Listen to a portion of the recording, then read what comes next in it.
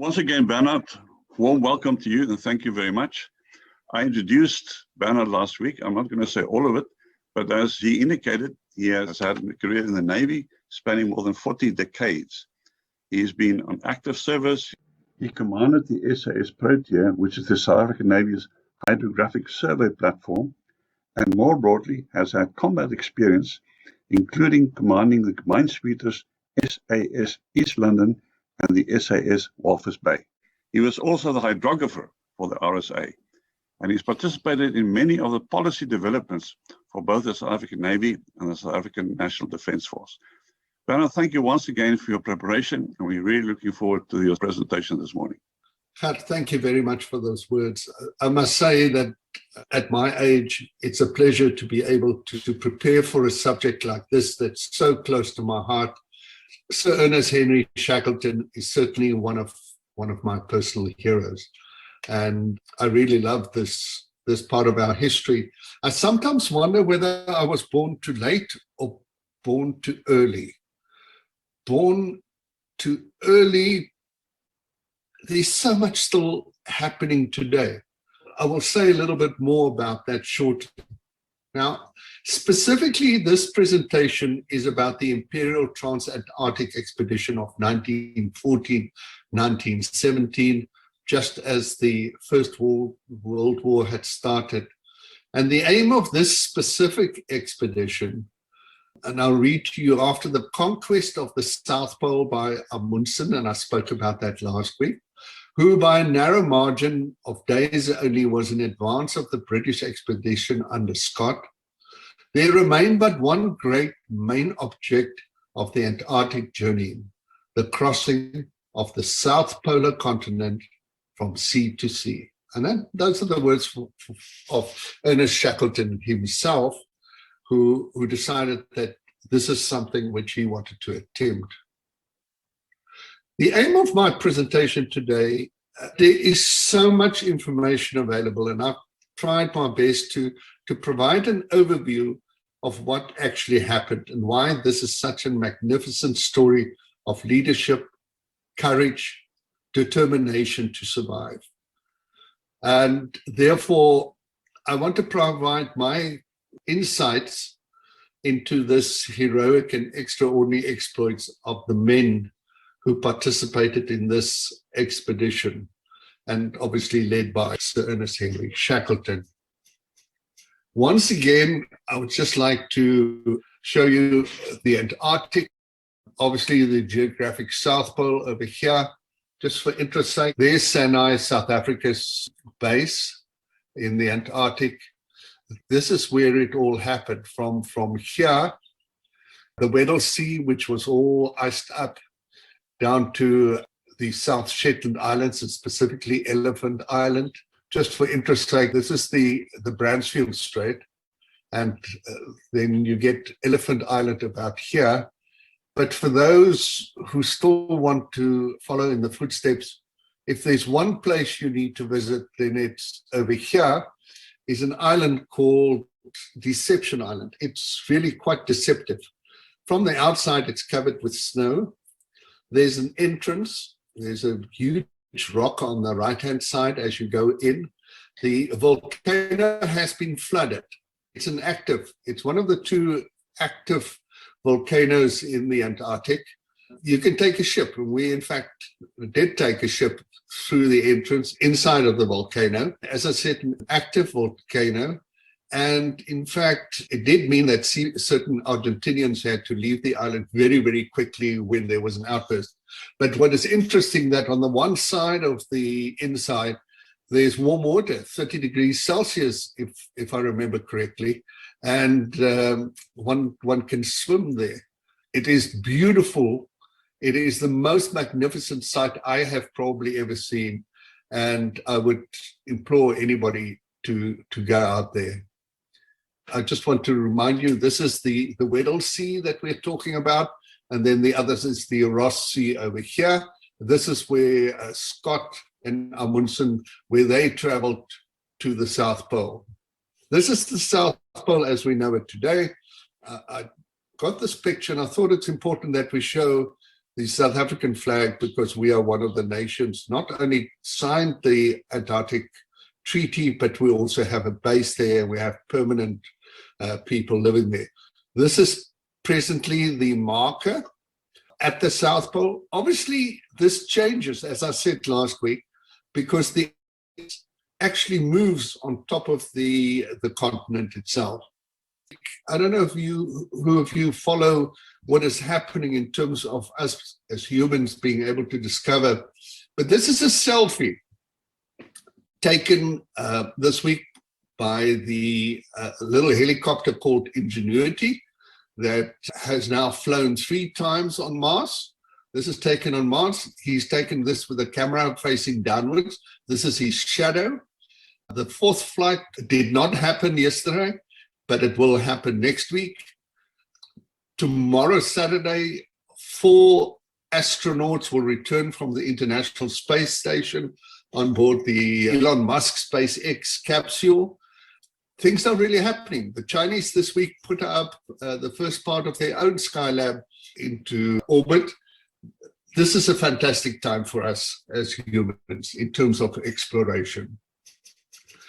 In terms of Henry Shackleton, as I said last week, he did participate in the discovery expedition led by Scott from 1901 to 1904. He actually became ill and he picked up some problems with Scott, and then he returned due to health reasons. Later, he led the Nimrod expedition from 1907 to 1909, also to the Antarctic, and I will say more about that. And then the Imperial Trans-Antarctic expedition from 1914 to 1917. I will say something about the plan, the finances. I'll go through the various phases, and I will show you where Ernest Shackleton actually died on his last expedition, which was meant to circumnavigate the whole of the Antarctic continent. The discovery expedition led by, as I said, Robert Scott, 1901, 1904. Shackleton was part of a team that made their way towards the South Pole, and they managed to create a new record. They managed to get to 82 degrees south, and they actually laid out the path that would be followed in later years to get to the pole. As I said, he returned early due to health problems. Nimrod expedition, 1907 to 1909. Its main target amongst the range of geographical and scientific objectives was to be the first to the South Pole. He reached 88 degrees south.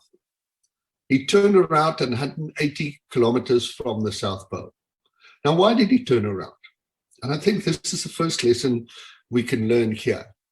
He cared for his men. He knew that he could be the first person to reach the pole. He had sufficient supplies, strength, etc., to make it to the pole.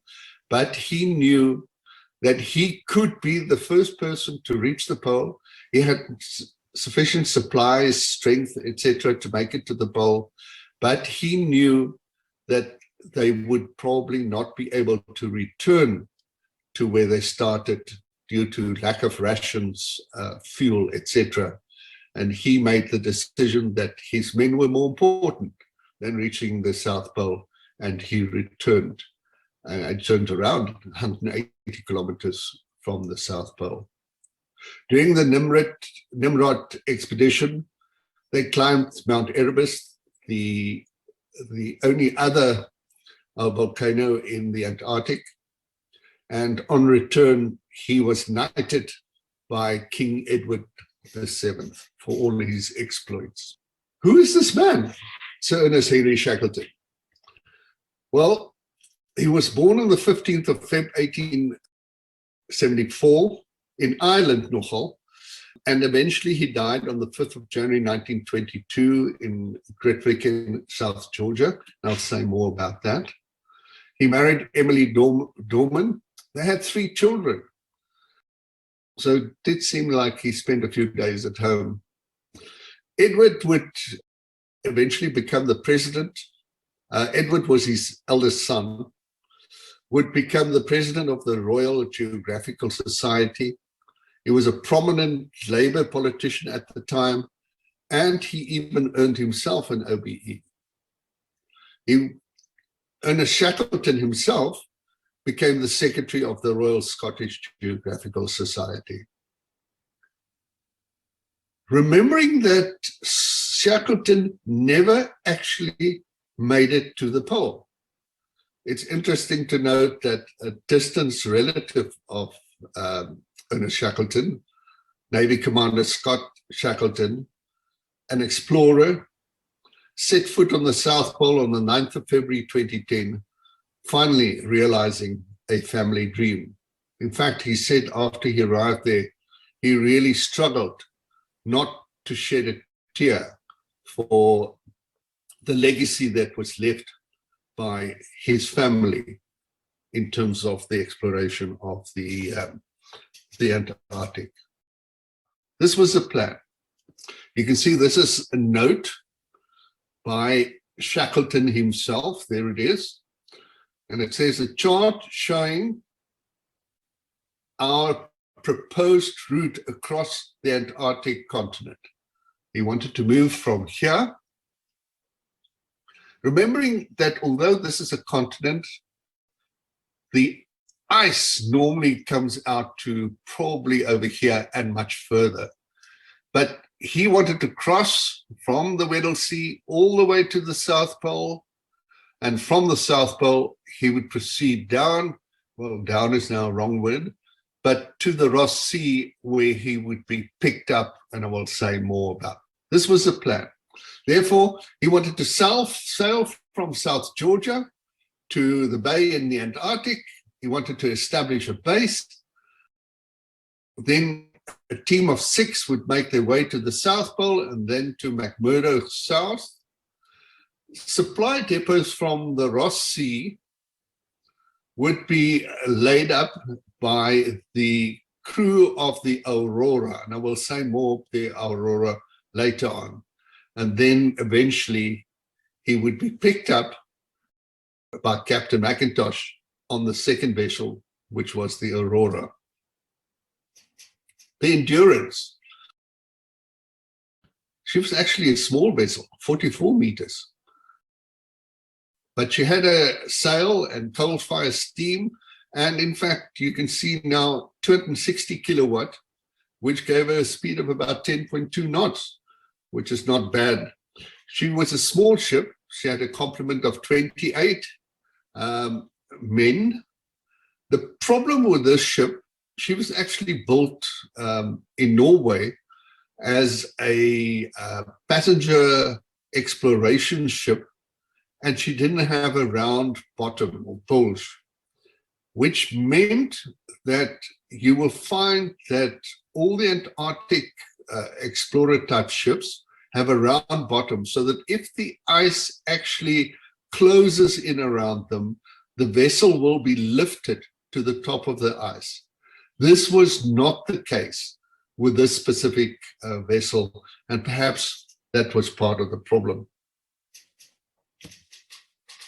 In advance of this expedition, Shackleton placed this advertisement: men wanted for hazardous journey, small wages, bitter cold, long months of complete darkness, constant danger, safe return doubtful, honor and recognition in case of success. Now, I think one would think that not many people would actually apply, but there were more than 5,000 applicants who actually reacted to this small advertisement, who wanted to be part of the 28-man team. We must remember that this was the time of the start of the World War, and he actually offered his crew and his ship to the Admiralty. He wanted to be part of the British efforts in the First World War.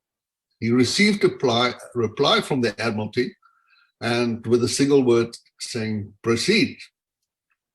But within 2 hours, another arrived from Winston Churchill himself, in which he thanked them for their offer, but he desired that the expedition go on. that night at midnight, war broke out. In fact, what is not said here is that he was in fact told to get going as soon as possible because of the World War upon them. Funding of the expedition. Shackleton estimated that he needed a minimum of about £50,000 at the time, and this was purely for the simplest version of his plan. He needed to buy the Polaris, which then became the Endurance, for £14,000, and he also bought the vessel Aurora, which was a whaling ship in Australia. He received donations. He's not a person who went out and asked for money, but the British government said, okay, we'll give you £10,000, but only if you can collect £10,000 or at least £10,000 from other people. Interesting, the Royal Geographical Society gave him £1,000, of which he told them they only needed to give him half. Lord Rosebery, 50, playwright, 10,000, and then the Birmingham Small Arms Company, and why they wanted to give him £10,000, I don't know, but they did. And then the tobacco heiress, Janet Stankham Wills, gave him a generous amount. The amount has never been made public. And then Sir James Keycard gave him £24,000. So in all, he managed to get sufficient money together. He was aware that he needed to ensure that there was more income to come, and he sold the exclusive newspaper rights to the Daily Chronicle, and he started a syndicate to create such a film about the expedition. For that, he had a person by the name of Hurley, who was their photographer. This is the Aurora. Aurora was a ship that was bought in Australia, and she was supposed to pick them up when they arrived at the Ross Sea. But she was trapped after delivering 10 men and supplies and laying out depots along the route. And then he drifted for some 1,600 nautical miles, and the ship only escaped on the 12th of February 1916, and he returned immediately to Dunedin, New Zealand on the 3rd of April. Unfortunately, at the time, he left 10 men behind on the Ross Ice Shelf. He couldn't get to them. The Aurora was certainly in need of a refit, had to be fixed, and it's only later that she made her way back to Cape Evans, where the team was waiting, and 7 of the 10 people left behind survived. 3 people died. And it's interesting to note that the governments of Australia, New Zealand, and the UK actually paid in the interim for the refit of the Aurora. What's also interesting to note is that Shackleton, when he returned to New Zealand, he wanted to lead the expedition to go and rescue these men, but they would not make him the captain.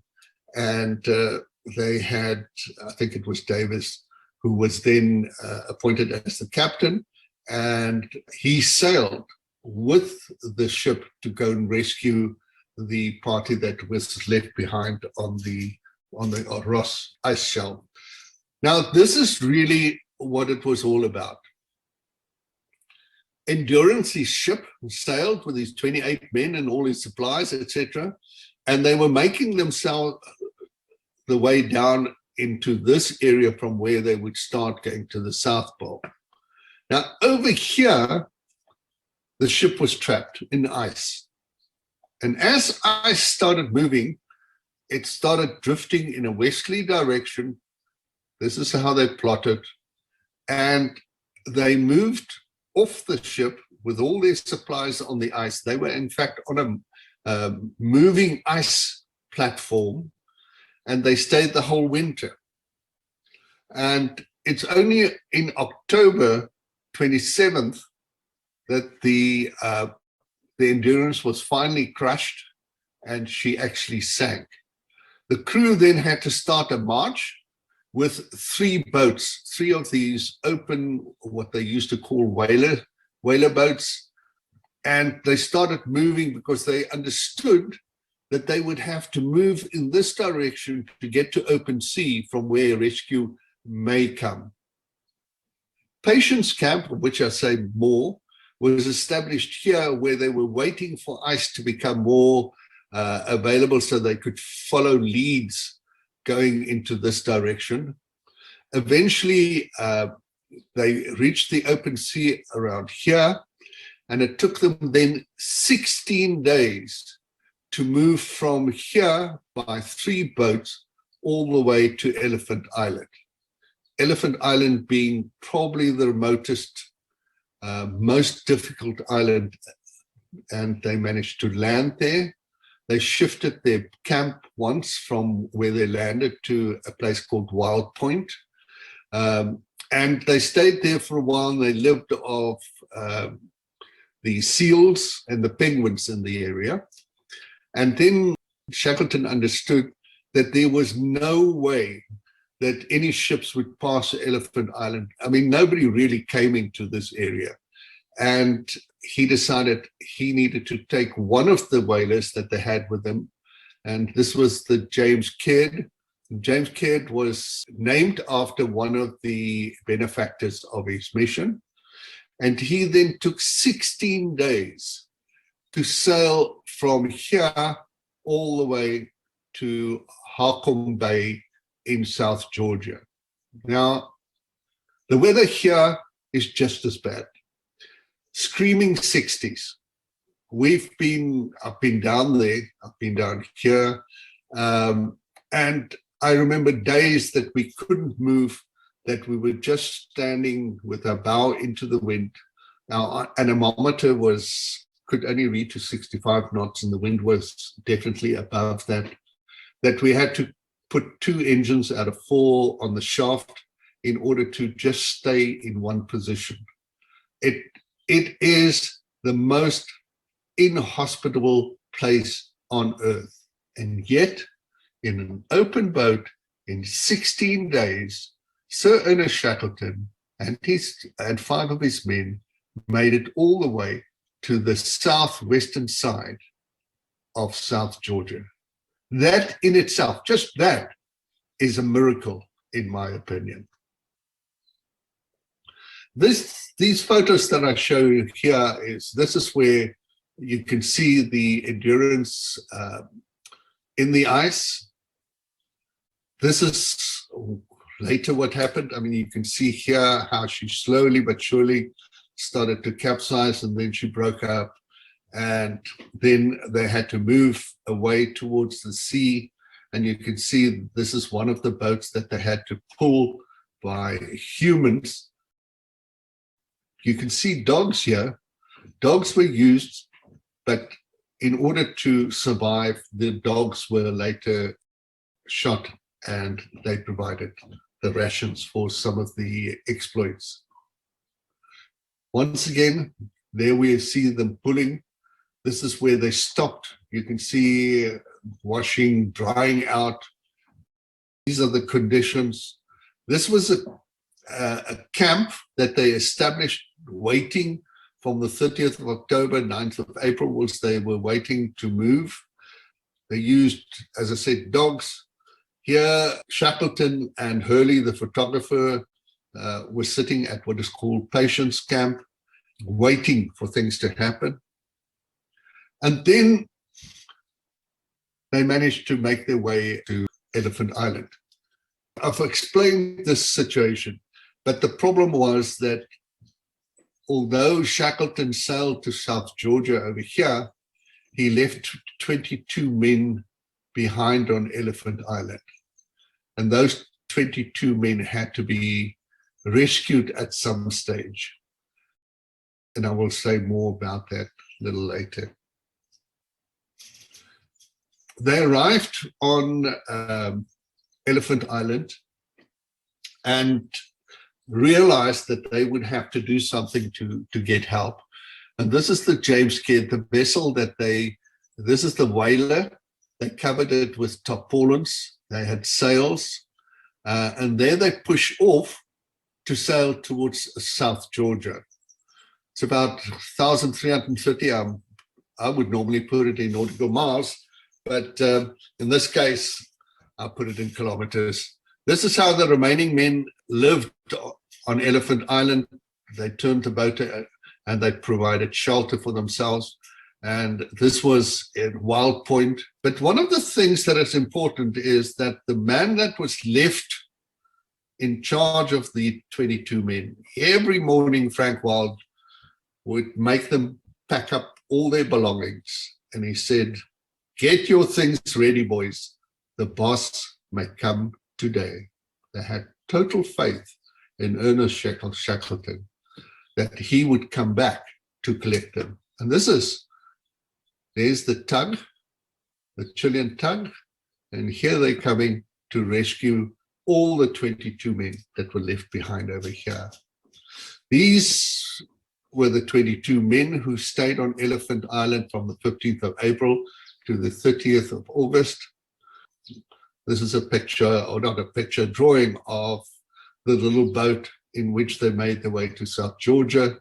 And then they arrived 16 days later in South Georgia, but they landed on the southwestern side at Harcombe Bay, and they had to pull the boat out of the water, cross the ice onto the beach. It was then decided that Shackleton and one other would proceed from Harcombe Bay over here, across the snow-covered mountains, all the way to Stromness over there, where there was a Norwegian whaling station. I may just say that I remember very clearly the beauty of this place when we anchored over there some years ago. This is Harcombe Bay, what it looked like from the sea, and these are the old Norwegian whale station buildings that were left behind. You can imagine the surprise when somebody knocked on the door and said, "Here I am, please help me." Today on Elephant Island, you find this on the itinerary of some of these very expensive cruise ships.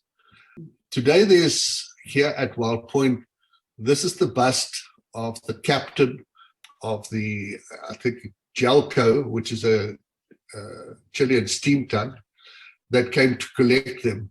And there's a plaque, brass plaque on here, and the names of the men are all engraved on there.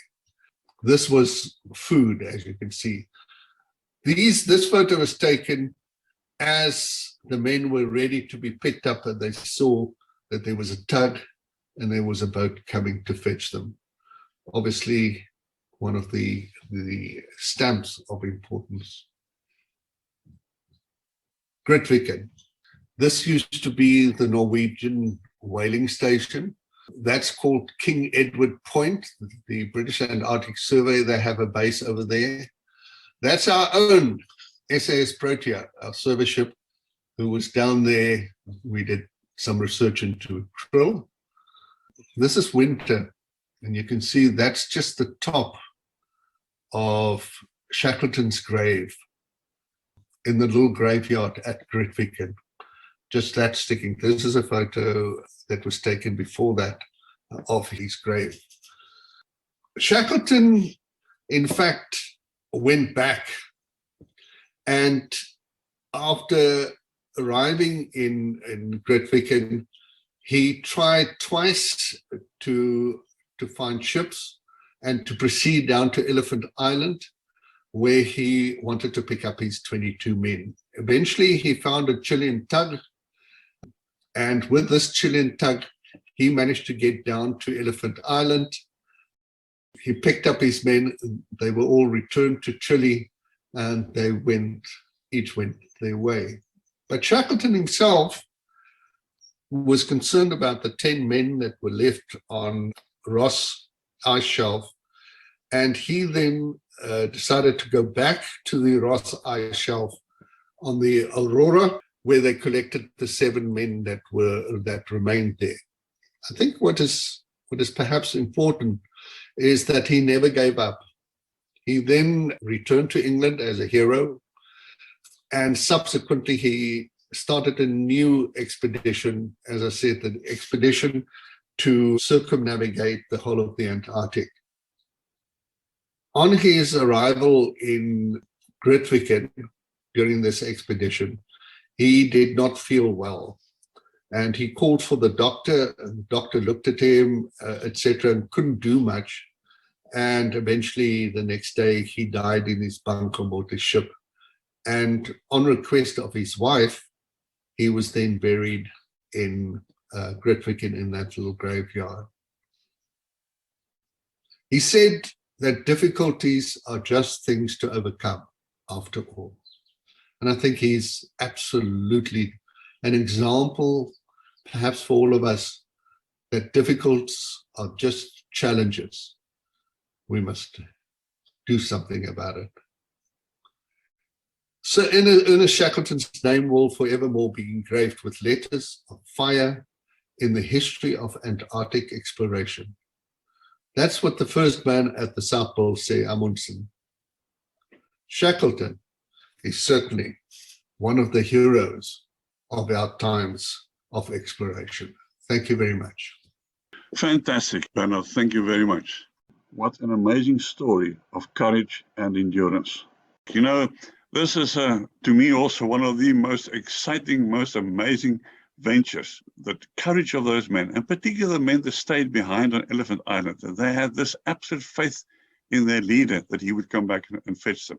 It's an amazing story. Could you please explain the difficulty of navigating on this small little ship, the 800 nautical miles or 1,300 kilometers from Elephant Island to Georgia? I mean, it's very difficult to be able to navigate under those circumstances. You explain how that was done. Yeah, once again, I read about this because I'm obviously interested in this. And they had their own navigator on board, who was the first officer on board the Endurance, who had a sextant. And with the sextant, he obviously did sun sights and star sights and a magnetic compass.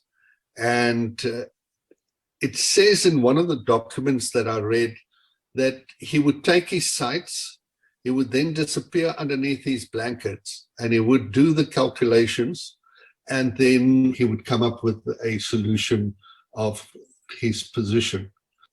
You know, I sailed across the South Atlantic in a 43-foot boat and taking star sights. And the most difficult thing is the movement of the boat, to try and keep your sextant positioned in such a way that you can take star sights and sun. It was an incredible achievement of navigation to get all the way from Elephant Island to South Georgia. The second thing is they now sailed all the way to South Georgia, and they were not able to reach the whaling station because they were shipwrecked on Harcon Bay. The wind blew them straight onto the beach and they were shipwrecked. And Shackleton had to walk across those ice peaks. And I read the story that, in fact, the men were so tired, he let them sleep for an hour, and they would wake them up and say, well, now you've just slept for 8 hours. He was concerned that if they slept too long, they would die in the cold on these mountain peaks.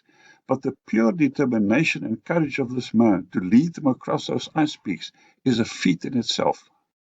Absolutely. They say that it took him 36 hours to get from Harcon Bay to Stromness, and that initially it was just 2 of them that did the walk, and that they later returned with some of the men from Stromness Bay to collect the other 4 people who were left at Harcon Bay.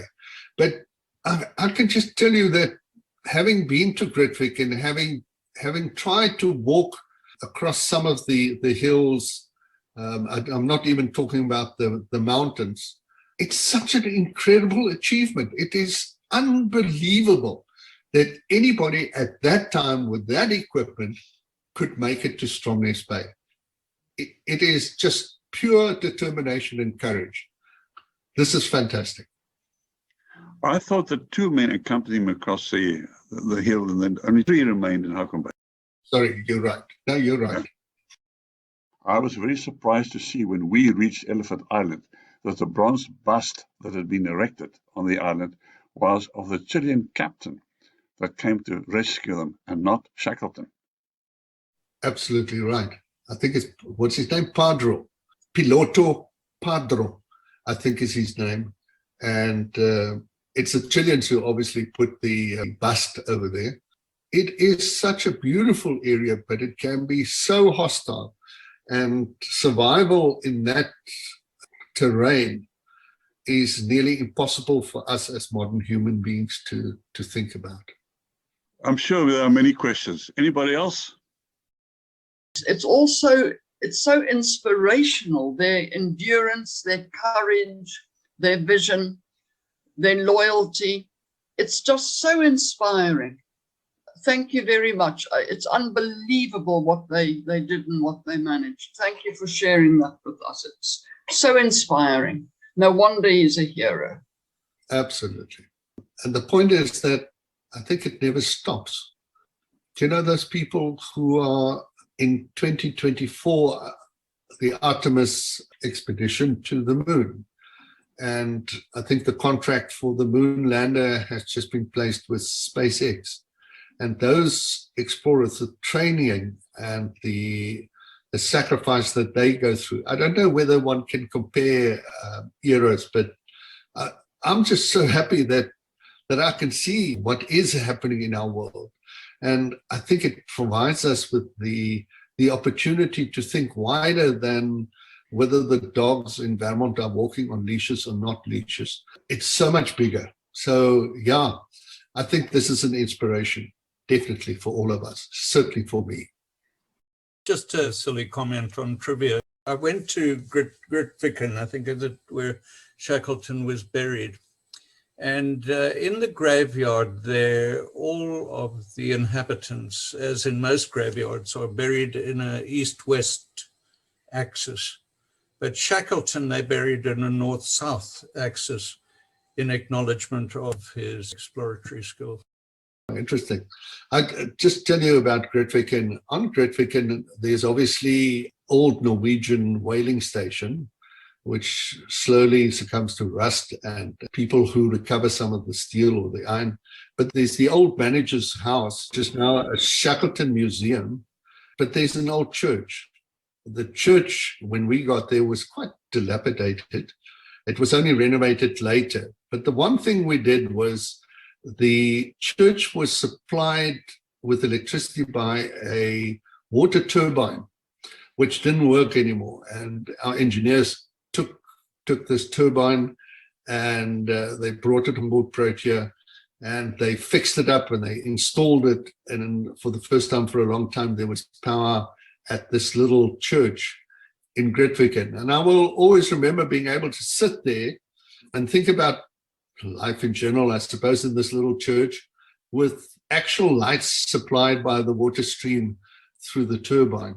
Grytviken is, of course, also known for a battle between the British and the Argentinians in 1982 during the Falkland War, when the Argentinians sent some scrap metal dealers, they were actually Marines, down to Leith Harbour, Stromness, and to collect some of the steel that was left behind. And they hoisted their flag. And subsequently, there was a battle at King Edward Point in Grytviken. Interesting, a submarine, the Santa Fe, was sent down to South Georgia to bring extra Argentinian Marines and provisions. She was attacked from 2 helicopters from 2 British ships. And at that time, there was an HMS Endurance. And the HMS Endurance was a ice patrol ship, not a warship, but she was a Navy ship. And they carried Marines on board. And the Santa Fe was subsequently fired upon from the helicopters, and she was driven ashore. And the sub was damaged to such an extent that they were captured.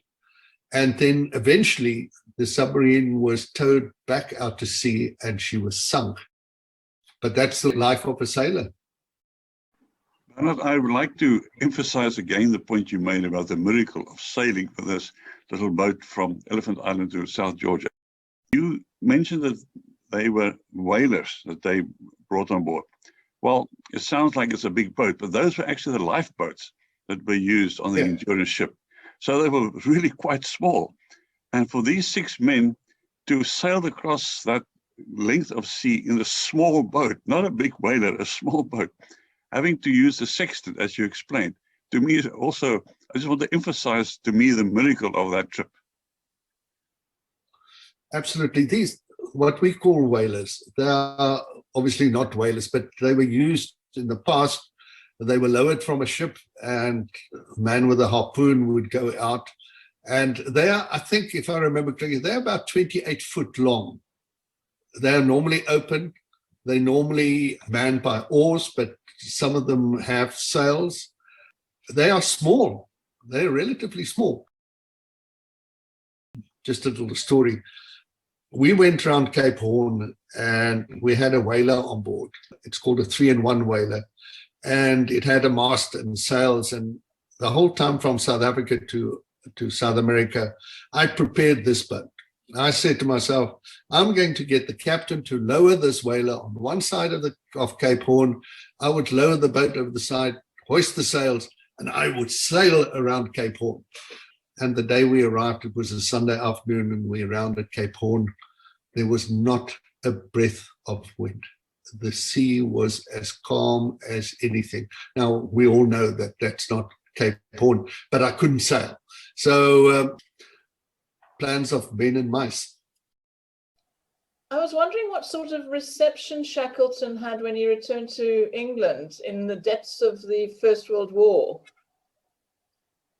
It was absolute hero. And as I said, he was knighted by King Edward VII. He was certainly recognized. Having been able to rescue all these people, he was certainly recognized as being one of England's greatest heroes.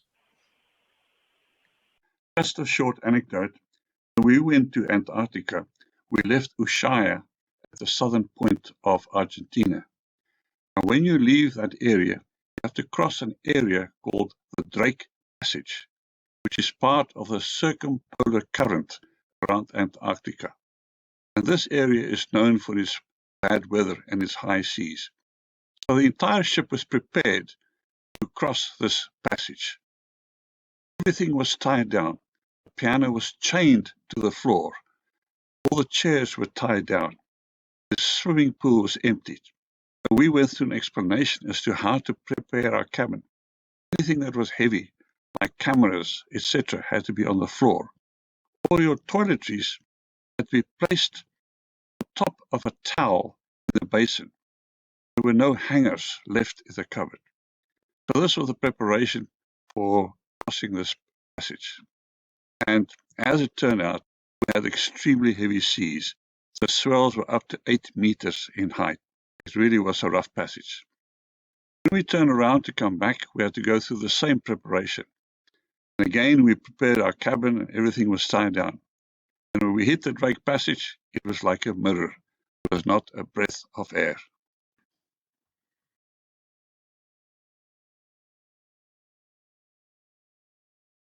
If there are no further questions or comments, it remains for me to thank Bernhard once again for a fantastic presentation about this amazing man and the courageous exploits in a very difficult part of the world.